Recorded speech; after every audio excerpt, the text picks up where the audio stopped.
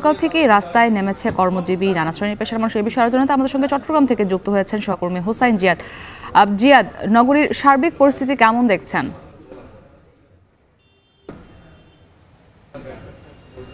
মুক্তি, গত কয়েকদিনের যে উদ্বেগ, উৎকণ্ঠা কিংবা যে উত্তাল পরিস্থিতি, সেটি কাটিয়ে নগরী আজকে ভোর থেকেই বেশ শান্ত। এবং আমি যেখানে আছি চট্টগ্রামের ১৬ শহর বা ২ নম্বর গেট এলাকা, আমার এই জায়গাটি নগরীর অন্যতম ব্যস্ত একটি মোড়। আপনি নিশ্চয়ই এই মোড়ে দেখতে পাচ্ছেন যে যানবাহনের দীর্ঘ সারি প্রতিটি মোড়েই, এবং এখানে যে ছোট ছোট যানবাহন থেকে শুরু করে যে বড় গণপরিবহনগুলো রয়েছে বিভিন্ন রুটের, এই মূল সড়ক আসলে এটি একেবারে চট্টগ্রামের বহদ্দারহাট হয়ে এয়ারপোর্ট পর্যন্ত গিয়েছে। মূল সড়কে যে রুটের যানবাহনগুলো চলাচল করে সেই যানবাহনগুলো আসছে। আমরা মানুষের ভিড়ও দেখতে পাচ্ছি, প্রতিটি যানবাহনেই মূলত মানুষ আছে আমরা যেটি দেখছি। এবং সড়কের মোড়গুলোতে সাধারণ শিক্ষার্থী থেকে শুরু করে একেবারে যারা বাজারঘাট করছেন তারাও আছেন।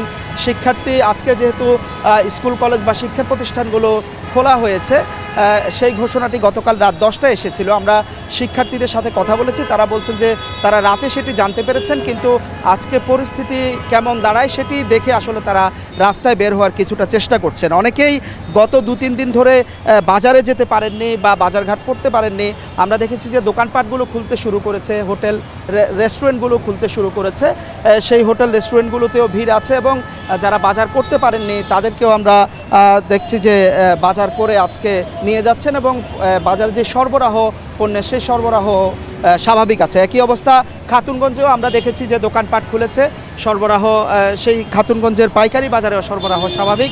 তবে গতকাল রাতে কিছুটা উত্তাল ছিল নগরী, একেবারে গভীর রাত পর্যন্ত মানুষকে আমরা রাস্তায় দেখেছি, রাস্তায় ছিলেন।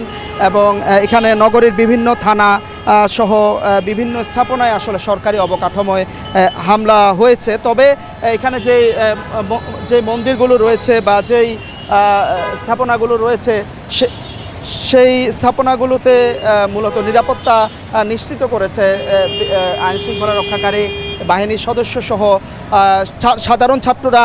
বৈষম্য বিরোধী ছাত্র আন্দোলনের নেতৃত্বে সাধারণ ছাত্ররাও কিন্তু বিভিন্ন স্থাপনাগুলো বা মন্দিরগুলোতে আমরা দেখেছি তারা নিরাপত্তা নিশ্চিত করার চেষ্টা করেছে। তো সব মিলিয়ে এখন পর্যন্ত সকাল থেকে চট্টগ্রামের যে পরিস্থিতি সেটি খুব একটা উদ্বেগজনক নয়, এবং বলা যায় যে শান্ত পরিস্থিতি, এবং ধীরে ধীরে নগরের অবস্থা স্বাভাবিক হয়ে আসছে। জিয়াদ, ধন্যবাদ আপনাকে।